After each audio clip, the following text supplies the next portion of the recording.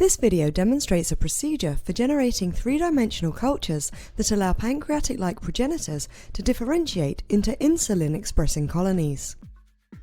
First, differentiated cells derived from a neurogenin-3 EGFP knock-in murine embryonic stem cell line are dissociated and sorted for EGFP expression to enrich for endocrine-like progenitors.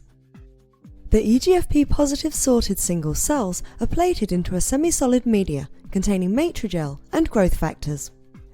This limits the movement of individual progenitor cells while permitting their survival, proliferation, and differentiation in vitro. Next, the number of resulting colonies with distinctive morphology are counted and scored under a microscope in order to calculate the frequency of colony-forming progenitors in a given sorted population. Analysis of individual colonies by real-time PCR and immunofluorescence microscopy reveals insulin expression in colonies derived from NGN3 positive cells but not from NGN3 negative cells.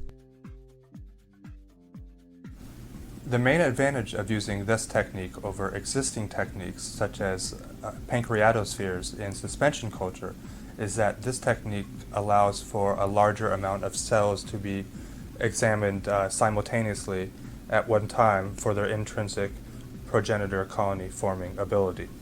This method can help answer questions regarding the biology of pancreatic stem and progenitor cells, such as which markers do progenitor cells express and which intrinsic or extrinsic factors are important for the maintenance, self-renewal, and differentiation of these cells.